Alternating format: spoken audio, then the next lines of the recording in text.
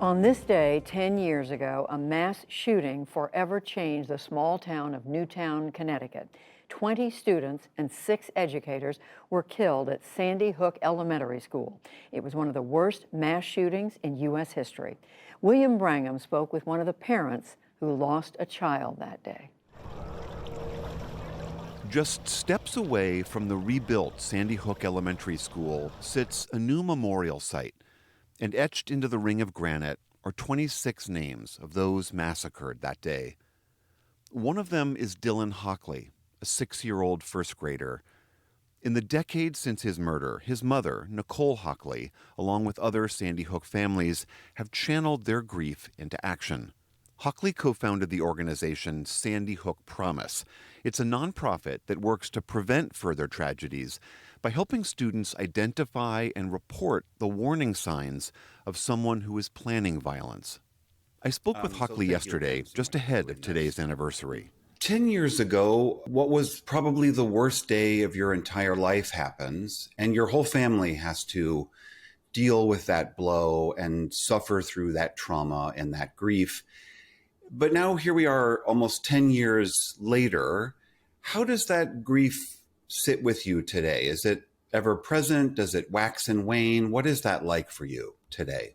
The grief is absolutely ever present. And I think about Dylan every single day, but it's kind of like a scab has formed over my heart. And at times, if a certain memory comes up or a certain smell or another tragedy occurs, it's like that scab is ripped off and my heart is broken and bleeding all over again.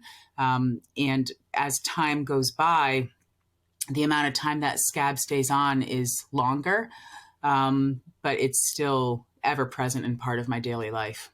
So that wound hasn't healed in any way that we would recognize fully healed. No, and I don't expect it to ever fully heal. I'm a mom whose son was murdered in his first grade classroom. That's not something that you move on from. It's just something that you live with every day and find a way to keep moving forward. When tragedies like this occur, I mean, obviously the person is taken away from you, but that person is also then frozen in time. I mean, Dylan will always be a 6-year-old boy, and yet time marches on. You get older, your son Jake gets older, but yet Dylan is always just that little boy. Well, I mean, I can only really speak for me and my experience. Even my surviving son is forging a different path and a different experience and is processing things differently. But time is pretty warped, really. Like, I can't really reconcile the fact that it's been 10 years since I held Dylan, since I heard him laugh, since I took him to school. And yet, Jake, my surviving son, is now 18. He was at the school that day. He was in 3rd grade. He's now a freshman in college. He's taller than me. And I also see, other kids that, Dylan is forever 6. And I see other kids in his grade who are now 16, who are now, in high school and starting to think about college, and they're taller than me and they're mature. And yet Dylan is forever my 6-year-old boy. He is frozen in time, and that life is very much frozen in time as well. We are approaching this anniversary, this 10-year event where the rest of the country again tries in its own way to commemorate and remember what happened. I know that there's that conversation that's also going on in your community of Newtown as to how much this event resonates, how it, defines or redefines your community. When you're out in the town of Newtown, how does that feel? Do you feel like it is also an ever-present part of that community? I think for some people it is an ever-present part. Newtown's not defined by the tragedy, but you can't go out in the rest of the country and say you're from Newtown or Sandy Hook without someone making a remark and wanting to share their experience. Quite often you hear people talk about, I remember where I was when I heard the news. It's become a moment in our American history. And I think for many residents of Newtown, it is ever present. However, they the people that I talk to and that I know want to also be remembered as a place that created change. Your organization, Sandy Hook Promise, runs trainings to try to train people to help identify who out there might be troubled and to teach people how to intervene. Can you tell us a little bit more about that work? Sure.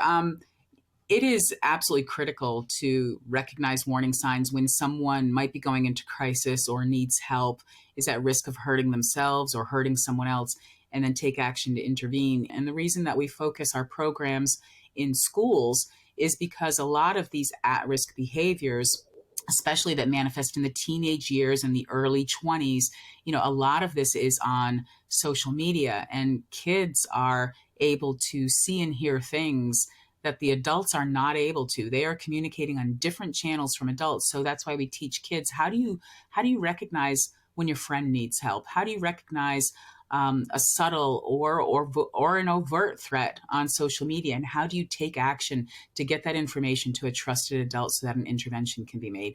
May I ask about Jake, your other son, who also he survived that shooting, that terrible day, and he's grown up in a world where not only did he have to deal with that loss of a brother, but he also sees on the news about mass shootings constantly. And I wonder, what's your sense of what that does to him, how he sees the world, how he is processing all of that? It's interesting. Jake is he's kind of a silent processor. They say still waters run deep, and I think that's very much the case with Jake. He is so aware and has huge empathy and compassion, yet he has decided not to use his voice yet. He really wants to define himself and his own path. And it's hard to know sometimes what's typical teenage boy and what's grief. So we talk about that a lot, but I'm so proud of the young man that he is and the person that he continues to become. And I don't know, I think sometimes he's seen the worst that the world can give you, and he's experienced and lived that. And he has also seen that you can survive that and create your own destiny. We are talking with you before the anniversary, this 10-year anniversary. And I know that on the day you, as you say, go silent. And I wonder, can you just share a little bit about what it is you do on the actual anniversary? I will wake up as I always do and kiss Dylan's urn and tell him that I love him and I miss him. I quite often go to his playground, which is at an elementary school in Southern Connecticut, and have some quiet time there. And then I usually leave behind some sort of memento at his playground. Sometimes it's little glass stones that I paint on, or once I brought one of his stuffed animals and left it on the bench for some other child. There's something that I'll usually leave behind and bury there. It's just one of my rituals. And then I usually just go to a beach and we'll walk the shores for several hours, because it's a way for me to ground myself and be in nature, and it helps me from my grief overwhelming me to be nearer to nature and know that there's something significantly larger than me and my grief. Sounds like a beautiful way to remember and to keep living. Nicole Hockley, so good to talk to you. Thank you so much for talking with us. Thank you for the opportunity.